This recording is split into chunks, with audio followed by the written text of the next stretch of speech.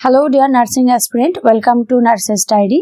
চলে এসেছি আবারও একটা নতুন ভিডিও নিয়ে। আমাদের যে সেশনটা চলছিল ওয়েস্ট বেঙ্গল গভর্নমেন্টের যে স্টাফ নার্স গ্রেড 2 ইন্টারভিউ চলছে, সেখানে আমরা বিভিন্ন সাবজেক্ট ওয়াইজ কোন কোন টপিকগুলোর উপর মেনলি ফোকাস করব সেই বিষয়ের উপরে আমরা ভিডিও দিচ্ছিলাম। তো আজকে আমাদের টপিক হচ্ছে এমার্জেন্সি ওয়ার্ড এবং আইসিইউ।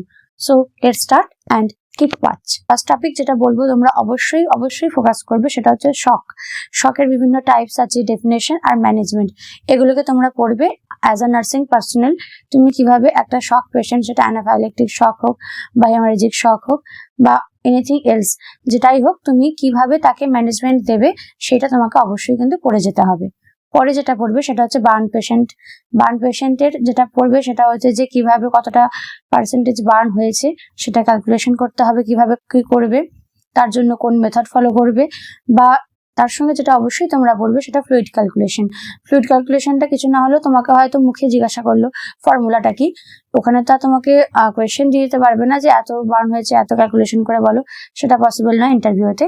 তো সেক্ষেত্রে তোমাকে জিজ্ঞাসা করতে পারে যে তুমি ফর্মুলাটা বলো, তো সেটা তোমাকে ভালো করে বলতে হবে। আর বার্ন পেশেন্টে কি করে কেয়ার দেবে, এক্ষেত্রে একটা রিস্ক থেকেই থাকে যে সেপসিস হওয়ার একটা রিস্ক থাকে, তো তোমাকে বার্ন পেশেন্টের কেয়ারটা ভালো করে কিন্তু পড়ে যেতে হবে।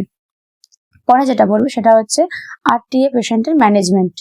আরটিএ পেশেন্ট আমাদের খুব নর্মাল একটা ইস্যু, তো এইটা আমাদের কাছে হামেশাই যে কোনো নার্সিং ক্যাডারকে এই কোয়েশ্চেনটা ওরা করে থাকে। তো আরটিএ পেশেন্টের ম্যানেজমেন্ট তোমরা অবশ্যই ভালো করে পড়ে যাবে। পরে যেগুলো ভালো করে পড়বে সেটা হচ্ছে যে বাইট, অর্থাৎ কি কি ডগ বাইট, ক্যাট বাইট এবং স্নেক বাইট, এগুলোর প্রথম তুমি প্রাইমারি স্টেজে কি করবে এবং অ্যাজ আ নার্সিং পার্সোনাল তুমি সেগুলোর কিভাবে ম্যানেজমেন্ট দেবে সেগুলো ভালো করে পড়বে। এরপর যেগুলো পড়বে আইসিইউ রিলেটেড, যেমন আইসিইউতে কি কি পেশেন্ট থাকে, আইসিইউতে কি কি মেশিন থাকে, সেই প্রত্যেকটা মেশিনের ফাংশন, একটা আইসিইউ সেটআপে কি কি থাকা দরকার, এগুলোকে একটু ভালো করে পড়ে যাবে। এবার আইসিইউতে আমরা জেনারেলি সিওপিডি পেশেন্ট বা ধরো সিভিএ পেশেন্ট এগুলো থাকে, তো একটা সিওপিডি পেশেন্ট, একটা সিভিএ পেশেন্টের ম্যানেজমেন্ট কি হতে পারে সেগুলো ভালো করে পড়বে। এবং আইসিইউ পড়তে গেলে তুমি কিন্তু ইসিজিটাও একবার ভালো করে দেখে নেবে।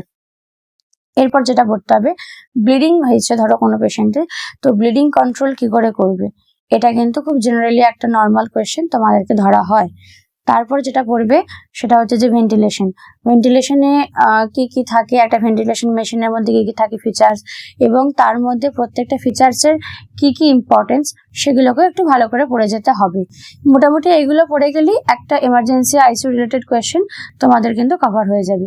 এছাড়াও তোমরা ডেলি যে কাজগুলো করছো, তোমরা অনেকেই ওয়ার্ডের মধ্যে ইনভলভ আছো, সেখানে একটা এক্সপিরিয়েন্স হয়েছে, তো তোমরা জানো কিভাবে কি কাজ করতে হয়, কিভাবে কি ম্যানেজমেন্ট দিতে হয়। তো কিছুটা তোমার নলেজ বা এক্সপিরিয়েন্স বেসড কোয়েশ্চেনও কিন্তু এই জায়গা থেকে আসবে। সেখানে তোমার এই ওয়ার্ডে কাজ করার যে নলেজ, সেটা লেবার ওয়ার্ড হোক বা পিডিয়াট্রিক হোক বা এমার্জেন্সি আইসিইউ হোক, যাই হোক, বা জেনারেল ওয়ার্ড হোক, সেটা কিন্তু তোমার এই ধরনের কোয়েশ্চেনগুলোকে আনসার করতে অনেকটা হেল্প করবে।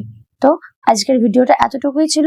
সকলে খুব ভালো থাকবে, খুব ভালো করে পড়াশোনা করবে আর নিজেকে এই সময়ে খুব হেলদি রাখবে, আর mentally healthy and physically healthy both.